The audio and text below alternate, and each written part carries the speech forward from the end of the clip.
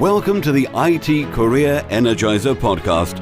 For anyone who wants to build and grow a career in IT, develop and improve your strengths and skills, be inspired and motivated by the successes of others, manage your career progression, and achieve your IT career goals. And now, your host, Phil Burgess. Welcome to episode 174 of the IT Career Energizer podcast.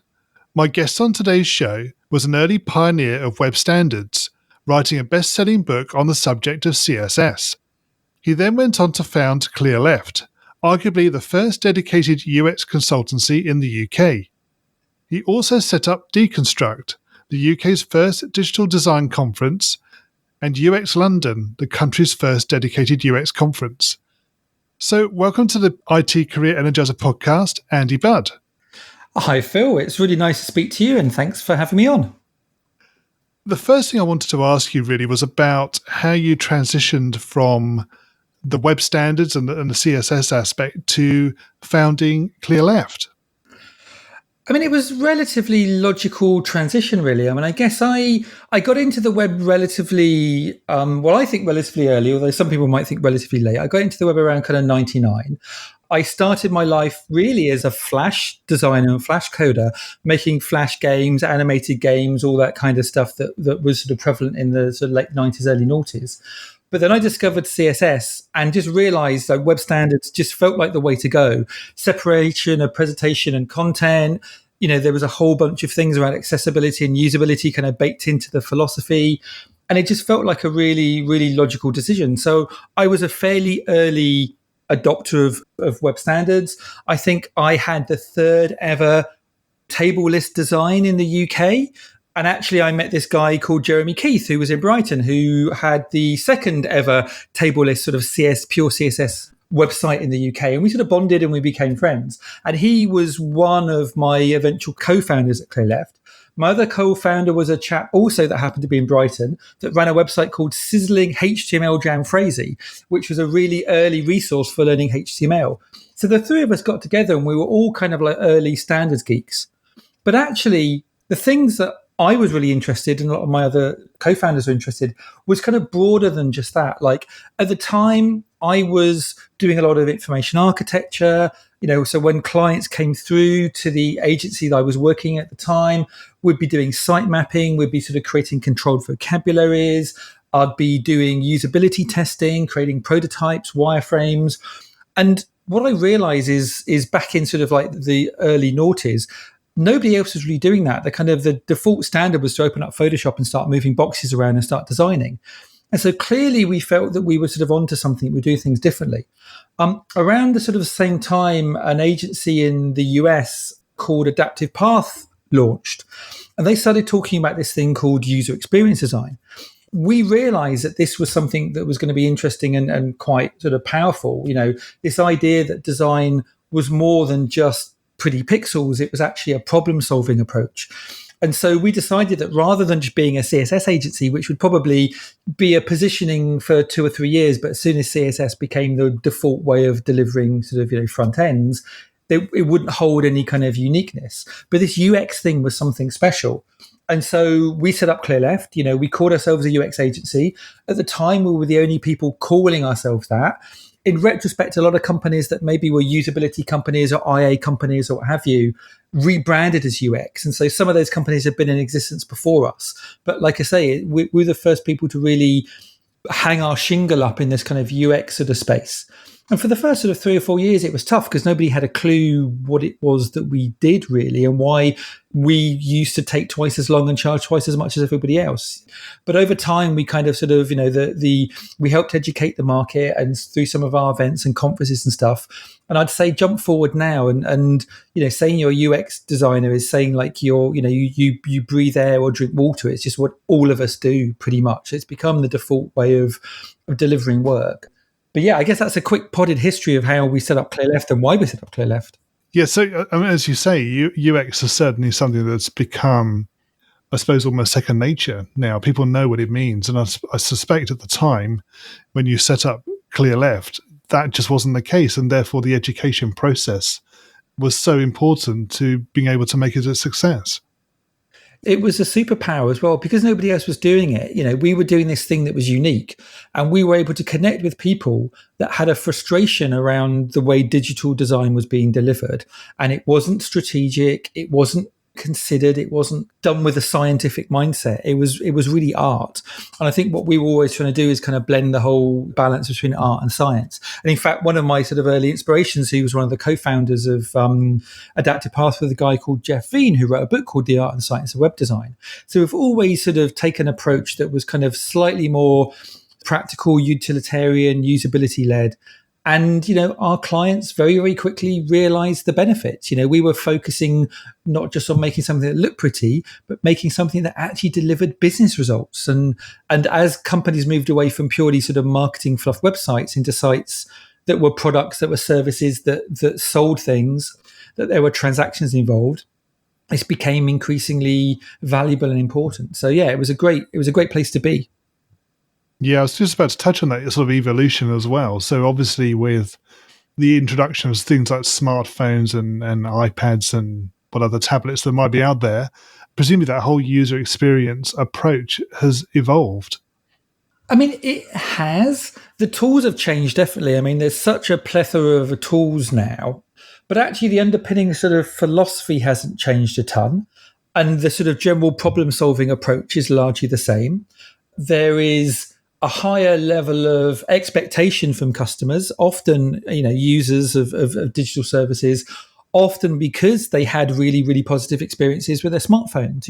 In fact, that's, the rise of the smartphone and the invention of the iPhone, which is what now, 8-9 years ago, maybe longer. I can't remember when the iPhone actually debuted. About a dozen years now. Yeah, wow. But that was something that kind of suddenly people, they were originally used to kind of like old, clunky, badly designed, difficult to navigate websites. And then suddenly people were creating these quite slick, minimalist, but still very, very practical, easy to use mobile phone experiences. And often that was the thing, 8, 9, 10 years ago, that the founders of companies wanted. They had this sort of phone experience, and then they looked at their website or their web app, and it was terrible. And so that was a really, an important milestone in encouraging people to think a little bit more, about the usability of their digital products. Yeah, absolutely. Okay. So, Andy, can you perhaps share with us a career tip, one that the audience may not know and perhaps should? I don't think I have a particularly brilliant answer, because at the end of the day, how you succeed in your career isn't through one or two really big moves or big decisions or big tips. It's through lots of tiny course corrections throughout the day, throughout the week, throughout the month, throughout the year, throughout your entire career. And I've never been a real big fan of kind of like looking at these origin stories and, trying to find the defining moment. I mean, I think generally, if we want to talk in platitudes, I think it's always better to work in a company where you are not the best at the thing you do. I meet so many people who find themselves in positions where they are, maybe even only 2-3 years into their career, but they're the best full stack developer or front end developer or UX designer or visual designer, whatever, in their company. And that's great because it gives you a real sense of, power and importance, but you really, really quickly stop learning. And so I think it's always great to try and find opportunities where you can kind of almost understudy and not be the smartest person in the room, because you learn so much more that way. So I think that's a really, really useful approach to your career, kind of basically always be learning. I think there's a lot of platitudes around the industry changing a lot. I don't think it actually changes anywhere near as much as we'd like to think. Like I say, particularly the underlying thought process and problem-solving process. But there are always new tools, there are always new technologies. So you kind of need to have like a beginner's mindset, and you need to always be learning. And so as long as you do that, I think the challenges people have is when they stop learning, they rely on a set of tools, they have a whole bunch of processes that become a bit of a crutch. And then eventually when those tools die out, they're really stuck. I mean, we saw this 3 or 4 years ago with Photoshop, for instance. For many years in the design industry, Photoshop was the tool that people use for delivering, digital UI. And then Sketch came up, and then Sketch for the last 3 or 4 years has been the default tool. And actually now Figma is sort of overtaking Sketch in some regards. And so if you're somebody that has doubled down on a particular tool like Photoshop, your skills are becoming increasingly out of date. And so, constantly be learning from other people, constantly be keeping your tools fresh. Don't rely on one tool. Find lots of opportunities to try new techniques and new skills. Yes, we know that languages and packages and all sorts of things like that definitely have their own shelf life. And there'll be something new and more effective that becomes the latest preferred tool, if you like. So, I think that's great advice. So, Andy, can you share with us your worst IT career moment and what you learned from that experience? Again, it's an interesting phrasing how you say that. I mean, I understand you are, the IT Career Energizer podcast. I actually don't self-describe myself as being in the IT industry. I'm definitely in the design industry, in the digital industry. IT to me, kind of speaks of servers and LAN cables and kind of sort of more hardware. So I don't really necessarily self-identify as being an IT person necessarily. Not that there's anything wrong with that. It's just not how I identify. In terms of bad career moments or bad career advice, again, I can't really think of any off the top of my head. I mean, I've been incredibly fortunate career-wise. A lot of it is just luck. It's about being in the right place in the right time. I've never really sought out advice from individuals, again, in that sort of platitudes style. And I've never really been given any particularly bad advice. So I kind of struggle to answer that question, I'm afraid. That's okay. We'll go on to, hopefully, which is a more straightforward question. So could you tell us maybe about your career highlight? I've had a great experience in my career. As you'll probably know, I've done a lot of public speaking. My first ever speaking gig, if you will, was at a conference called South by Southwest, which is quite a sort of a well-known conference in the tech industry. So it was both a highlight and also really, really terrifying to have, my first ever conference be in front of a room full of 1,000 people who could have easily been on stage instead of me and probably knew a ton more than me, kind of trying to sort of, convince them that I actually knew what I was talking about. But that was quite a big moment. And actually for the first 3 or 4 years of kind of Clearleft, I guess, South by Southwest was a very common part of our calendar. Again, like one of my heroes also from Adaptive Path was a guy called Jesse James Garrett.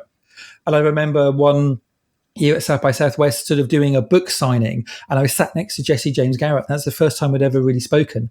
And it was really, really exciting to be sort of sitting there with one of your heroes, kind of like, signing books and kind of chatting between people coming up and talking to you. So I guess I've got a lot of fond memories around South by Southwest. But yeah, I've got to travel all over the world. I've been to lots of amazing places, all of which are kind of career highlights. We've worked with some amazing clients.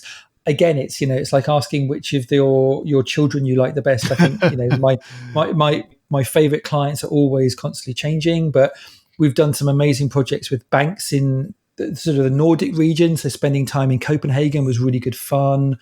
We went and pitched to Zappos, so going and going to Las Vegas and meeting all the folks at Zappos was really exciting. So yeah, it's been lots of highlights. Really, I couldn't single one out, I'm afraid. Right, that's fine. So, Andy, can you perhaps tell us what excites you about the future? I would say technology as well as IT, but the whole sort of software engineering arena. What excites you about that and the future of careers in that area? I'm fascinated by the rise of artificial intelligence. At the moment, I think a lot of AI is basically just mechanical Turks. A lot of it is very, very simple, branching kind of conversational flows and quite simple kind of systems. But I think we're getting to a point now where they're, in the next 5, 10, 15, 20 years, things are going to get very exciting and very weird. Because of that, about 2 years ago, I was feeling really out of the loop. And so I thought, well, I could just spend the next couple of years reading every article about AI that I could, reading every book. Or I could do what I do really well and bring groups of people together. So I got a bunch of science fiction authors, a bunch of academics, a bunch of people working on things like Alexa and Google Home, and ethicists, and a whole bunch of interesting people from different backgrounds, people designing robots. And we hired out a hotel in Norway for 3 days. And we spent 3 or 4 days just really talking about all of the challenges and opportunities that AI had to offer. And coming off the back of that, I both felt really, really excited about the opportunities, but also sort of mildly terrified. I'm not a doom monger, and I'm not a kind of a tech utopian. I think the future will be sort of weirder, but also more mundane than we could possibly imagine. But I do think it's going to have a fundamental effect on everybody. I think we're moving away from, hand coding in a traditional text-based interface. I think we're going to be moving much more towards kind of visual coding. I think we're moving much more towards being curators and editors rather than creators. I think the design industry is going to find itself in a really interesting point in about 10 years' time, when more and more and more of the work that we totally take for granted is automated. I think engineers are going to sort of have a similar experience. And so, I think the landscape is going to be fundamentally different in the next 10 or 20 years than it is today. And that's another reason why learning and keeping evolving is hugely important, because I think we're moving away from the idea of having a career for life. I think we're moving away from the idea that you will start at the age of 18 or 21 or whatever as a designer or developer, and you'll carry on doing that for the rest of your career. I think wide scale automation is going to mean that people are going to have 2, 3, 4 careers in their lifetime as technology disrupts one industry and opens up doors for another. We're entering into a lot of people have talked about a fourth industrial revolution, and that will create winners and losers. It will create opportunities. It will create challenges, but it's definitely going to be exciting. That is, definitely. So we're going to go into the reveal round now. We're going to find out a little bit more about you and the way you think. You ready for this? Go for it. It sounds like I'm on a game show now. There's a reveal round. So really? Go for it. So what first attracted you to a career in IT? There's sort of two answers to this. I think one answer is probably like a lot of your listeners. For whatever reason, I was attracted to computers at an early age. I'm of that age where my school had a BBC Micro, which was one of the first commercially available computers, at least for schools. And while my school friends were often running around outside playing football, I was inside mostly just playing snake games and playing with a little turtle, robot drawer, and kind of learning how to print my name over and over again, and, an infinite number of times. But for whatever reason, I was kind of drawn to technology. I'm sure part of it involved growing up listening, watching sci-fi and reading sci-fi movies, etc., etc. So I was the kid in school that, had the first Spectrum computer, and I would get magazines and I would sort of type out computer games to play at home. And so I'm kind of from that generation. And so that was always something that interested me. But for whatever reason, I never really saw it as a career. It was I was a hobbyist, and I didn't really know, probably because I didn't really know anyone that had careers in computing. I come from a working class background, and most of my family had kind of blue collar jobs. But it was always part of my sphere.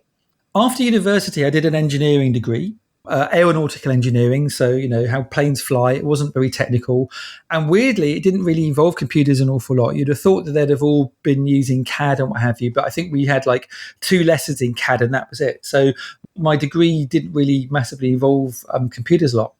Afterwards, I didn't know what I wanted to do, so I went off traveling. I traveled around the world for something like 6 or 7 years. And during that time, I discovered the internet in cyber cafes in Bangkok, in Jakarta, in India. And that became the way that I would sort of communicate with my friends back home. This is early days when, I guess, prior to this, your internet was sort of tethered to your mobile phone, but then Hotmail came out, and you could use email that wasn't tethered to your home or what have you. And so it opened up a whole new world. And as I'd travel, I'd go to a cyber cafe in Bangkok, I'd research my next destination. And I guess 2 things happened. So one day I was in Indonesia in a post office using my computer, and I was emailing my friends, and I saw the guy next to me, and he wasn't in Hotmail. He was in this weird sort of terminal looking interface, and there were angle brackets and all these kind of weird things. And when he sort of got up to leave, I was like, excuse me, what were you doing? He's like, I was building my own web page. And I was like, what? You can build a web page? I didn't even, I assumed these things just magically sprung out of, somewhere, God knows. And he was like, yeah, rather than email all my friends, I upload photos and I talk about where I'm going. And thinking about it, this was probably in sort of, again, 96 or something. this was probably one of the first travel blogs, at least the first travel blog I had ever kind of come across. This person, whoever it was a pioneer. And so I thought, okay, well, next time I go home, I'm going to learn to do this web thing. And so, I can keep a travel blog. This was well before Peter Merholtz coined the term blog, by the way. This was before, anyone was even doing this. And then also I happened to be in a hostel in Singapore, and there was this English guy. And I got chatting to him and I was like, well, what do you do for a living? He was like, oh, well, I'm a web designer. I was like, wow, what's that? And he's like, well, I do this thing called HTML. It's really easy. Anyone can do it. You don't need to be particularly good or smart or talented. And you get paid a shit ton of money.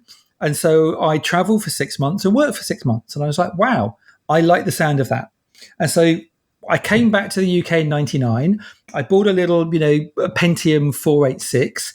I got online. I taught myself how to code, mostly front end and mostly from a website called Ask Dr. Web, which was run by a guy called Jeffrey Zeldman, who then started a Zeldman.com, a List Apart, Event Apart. He's a very influential figure in the whole web standards world, and actually he's subsequently become a good friend of mine as well.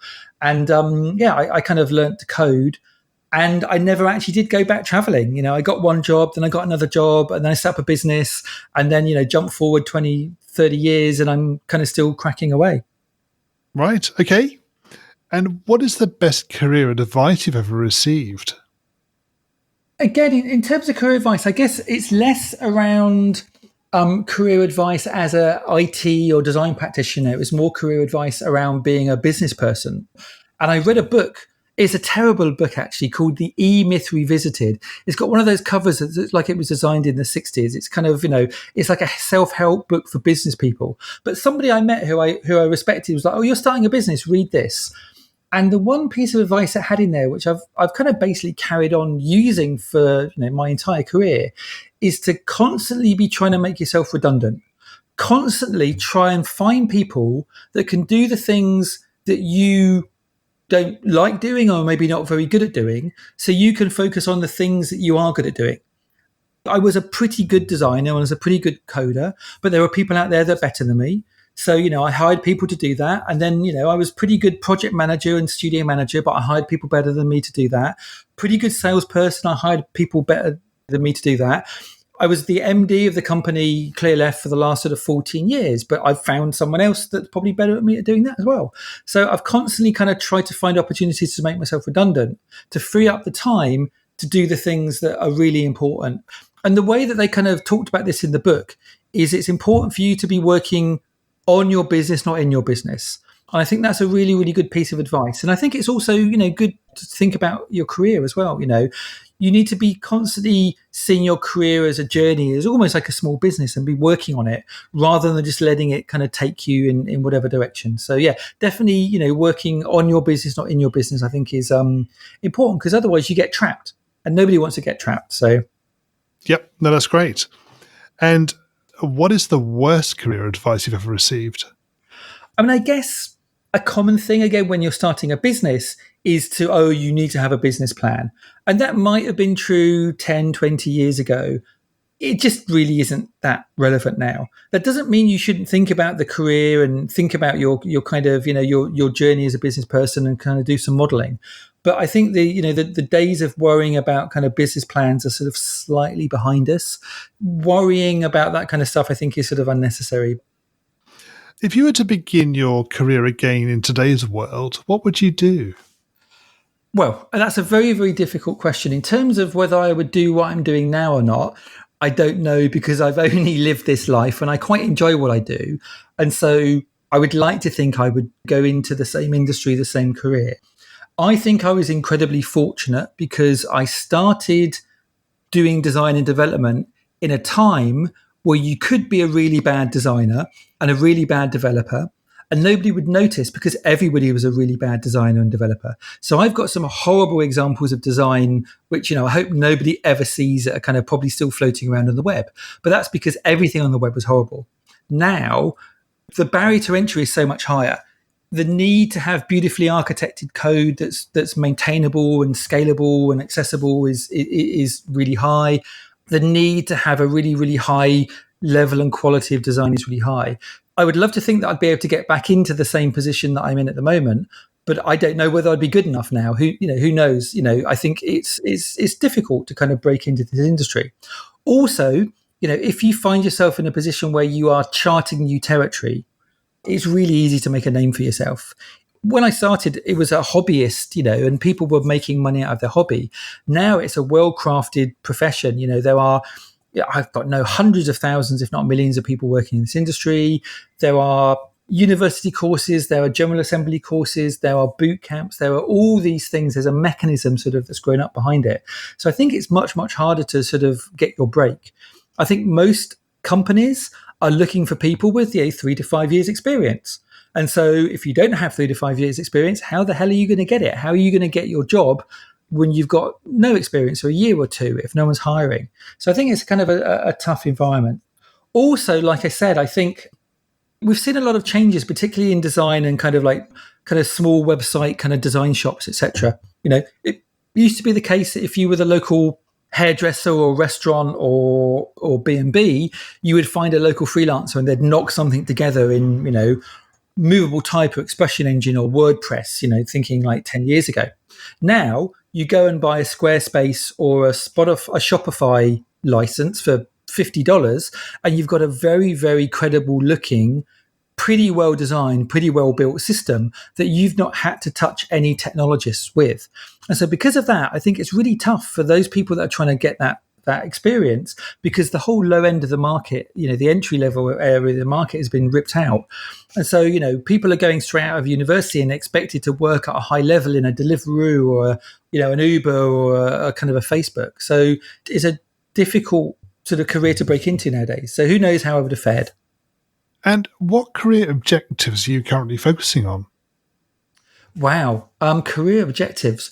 I mean, that makes it sound like anything I've done has really been planned or considered, which is probably not the case. I mean, I guess in the sort of the world of design, and particularly in the world of architecture, there's this idea of a party, PARTI, which is kind of like an overriding principle. And, so often like an architect will build they decide that they want to build a building that looks like a donut, and that will be their overriding principle. Often it's quite shallow like that. I guess I've always had an overriding principle, which is whatever, through whatever I've done, which is I really, really believe in the web.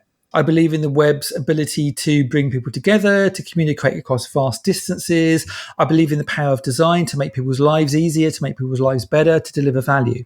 And so pretty much everything I've done, whether it's starting an agency, whether it's running conferences, whether it's speaking at events, it's all about trying to help others unlock the power of the web in order to do good in the world. And I know that sounds a bit kind of like trite and kind of, like hippie maybe, but I come from that kind of generation of people that were born from more of the philosophical belief of the web rather than it just being an industry. A lot of the kind of the early sort of web pioneers come from a slightly kind of Californian sort of West Coast sort of hippie background. And so there's a lot of morality and ethics and kind of sort of philosophy baked into kind of the web, I guess, just from the way it's architected. And also I felt a real debt to early pioneers who put the web in place, shared their knowledge freely, like, the Zellmans and the Jeff Fiends of the world and many, many others. And so I've always felt a necessity to pay it forwards. And so pretty much everything I do is focused around adding value and making things better, making the industry better, making the industry bigger, making it more professional. And so that's, I guess, the thing that drives me. So if I've got any focus, it's that. And that's less around career. It's less around, well, I'm going to go and work at this company for 4 years, and then I'm going to level up to a VP, and then I'm going to get a job in San Francisco. That's never been of interest to me. It's always been the values and the ethics and the purpose, I guess. And so I guess I'm probably more purpose driven than career driven. And what's the number one non-technical skill that has helped you in your career so far? When I was off traveling, I mentioned already that I spent about 6 or 7 years traveling around the world. And one thing I fell in love with was the water. I've always been interested in the water. I've always surfed and kayaked and sailed. And I discovered scuba diving. And I very quickly got the bug, and I became a dive master, then a dive instructor. And one of the things I found really interesting being a dive instructor is you learn how to communicate. You learn how to communicate with people who are nervous, who, you're communicating quite often technical information that if they don't necessarily follow, they might die. And so I'd never really been in a position of being an educator before that. But I guess learning the confidence to speak to, rooms full of people, boats full of people, to communicate succinctly and meaningfully, I think really set me up in a future career, particularly with the public speaking, but also running workshops and pitches and presentations and all the kind of stuff that goes with it. So, and I think, one of the skills I look for in practitioners is communication skills, writing skills and sort of verbal communication skills. That's a real useful thing that you can develop, is your ability. It's all very well that you can come up with a design solution or a technical solution, but if you can't explain it to anybody in a way that is meaningful and they get and they understand the value, you've not done your job fully. And so that's a good skill. It is, definitely. And what do you do to keep your own career energized? My focus in my career is as a servant leader. I'm really interested in servant leadership. The things and decisions I make are generally not in order to energize my career, but to energize other people's. And so that's really what I'm focused on. And hopefully, if I do a good job, if you do good things, hopefully your career will grow. Yeah. But yeah, I'm very much focused the other way of helping other people energize their careers. And sometimes that's through mentorship and coaching. Sometimes that's through giving people opportunities at the company. Sometimes that's just through helping them learn and train and grow. And sometimes it's, realizing when people have got to a point where they need to move on because they've learned everything they can learn from where you currently are, and helping them, move on to their next opportunity and their next gig. And so, yeah, that's really, my focus is on other people rather than necessarily myself. And what do you do in your spare time away from the IT and technology world? I mean, I'm a big traveler. I still, I don't go and do big long trips these days, but I'm kind of regularly darting over the world. Again, being a speaker, it allows me the opportunity to go to interesting places. So last year I traveled to New Zealand, Melbourne, Hong Kong, Japan, Chicago, New York. This year I've got trips to India coming up. I've got, several trips to the States, various places in Europe.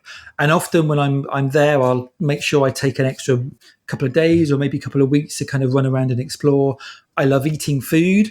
I'm currently doing something which is incredibly bourgeois, and I'm slightly embarrassed to even mention it, but I'm really, really into good food. And I don't know if any of your audience have seen a Netflix show called The Chef's Table about some of the best restaurants in the world. Well, I found out that there was a list of the 50 best restaurants in the world. And I decided to make it my mission to eat at every one of those restaurants by the age of 50. Right. And so I'm slowly noshing my way through lots of really, really amazing restaurants. And actually in a couple of days' time off to Vienna to have lunch at one of these restaurants. And so, that's a fun thing. I think, there's a lot of inspiration I take from experiences of all sorts, experiential theatre, theme parks, hotel experiences. And I think the hospitality industry, and particularly restaurant experiences, is hugely inspirational. So I've been loving eating my way around all these amazing restaurants. And, this kind of goes to a bit of a philosophy, which is quite a millennial attitude, but actually I think is also resonates with a lot of people I know that are early internet users, which is basically you only get one life. Physical objects, the buzz fades, you buy a new car, a new stereo, a new watch or whatever. And, a couple of days later, or even a couple of hours later, the buzz has faded. But having amazing in-person experiences, those last forever. And so, I'm slowly building up a kind of a passport of great dining experiences and great travel experiences. On top of that, I do a lot of diving. Well, actually, no, not a lot of diving, but I probably go on one dive adventure a year. I've been doing a bit of cave diving recently, so that's quite fun and terrifying in equal measure. Yes. So, yeah. But I guess on a more regular basis, about 4 or 5 years ago, I started bouldering, indoor kind of rock climbing without ropes. And I really enjoy that. I guess for a while I was starting to get a bit of RSI in my arms from all that mouse usage. And actually going to the bouldering gym, I found that it worked the opposite muscles to the muscles that I was, having troubles with through mouse usage. And so all of my RSI is gone now, kind of touch wood. But also I found that it was a lot more fun than going to the gym. And there's actually quite a kind of culture, particularly in sort of Silicon Valley, of maybe the older generation of business people used to go and play golf, whereas now a lot of kind of tech founders, startups, hackers, makers, whatever, are really into bouldering. So you'll go to dog patch boulders in San Francisco, and probably 2/3 of the people in there will be tech people, and so there's quite an interesting kind of correlation, and a lot of it is around kind of the fact that bouldering is problem solving. So each one of the climbs you do is called a problem, and there's a different kind of technique or kind of hack or whatever that you can do to kind of solve that problem. And so you find yourself exercising without really realizing it, because you're having fun and you're solving problems. It's almost like a platform game, really. You solve a level, you get really into it, you try and do the next one, and you kind of slowly progress. So yeah, bouldering is something I do quite a lot of. And Andy, can you share a parting piece of career advice with the IT Career Energizer audience? For the design industry, having a killer portfolio is everything. People generally don't care about what school you went to, what university you went to. I think having some kind of career progression in your CV makes sense. So you want your CV to tell a story. You want, the last 3 or 4 jobs to show progression and building up from one thing to another. But ultimately, what you have in your CV generally is a claim of expertise. It's a list of skills that you are saying to the world, I can do this, and here is where I've done this. In the design world, I want evidence for that. So just seeing a list of skills down a CV that says I can do X, Y, Z, you could have just learned, read an article or read a book and sort of claimed that you could do that. And so I always look for, from designers, a portfolio that can demonstrate that. And that's not just the end design. It's not just like a nice looking site.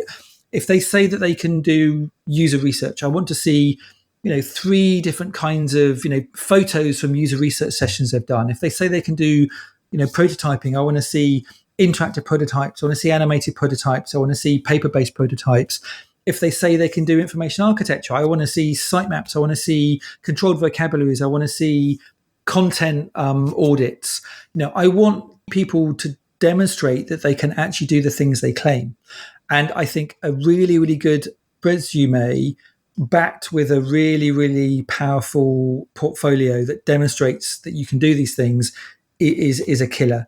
And anything else is just kind of, is just claims that you can't substantiate. And finally, Andy, what's the best way we can find out more about you and connect with you? Well, many years ago, I was a very sort of avid blogger, but I think basically Twitter has killed my blogging. These days, if you go to andybudd.com, I'll be lucky to post 1 article a month, and I usually repost it on Medium. So you can either go to andybudd.com or, it's probably medium.com/andybudd, and you can see some of my articles. But I am a slightly obsessed Twitter user. I keep occasionally stepping away, but, the psychological sort of behavior kind of triggers that baked into the system means that I kind of just, I generally don't step away from long. So I tweet a ton. I've got a reasonable amount of people that follow me for whatever reason on Twitter. And so that's probably the best place to kind of start. So I'm just Andy Budd on Twitter. Okay. Andy, thank you so much for joining me on the podcast today. It's been great chatting with you. Yeah, it's been a pleasure. I hope it's been of interest to you and of use to your listeners. A quick thank you again to my guest on today's show for sharing their career tips, advice and experiences. You'll find a show notes page for today's episode on the IT Career Energizer website, which will be itcareerenergizer.com/e and then the number of today's episode. Now that there are 3 new episodes of the show every week, make sure that you're subscribed to the show so you don't miss out. And don't forget to join the new IT Career Energizer community group in Facebook. If you're enjoying the podcast, it would be great to hear from you and to learn about your own career journey, your successes, opinions, and thoughts on the future of the industry. Thanks for supporting the show, and remember, if you're not growing your career, you're slowing your career. Thanks for listening to the IT Career Energizer podcast. To find out more about building a successful career in IT, Visit itcareerenergizer.com.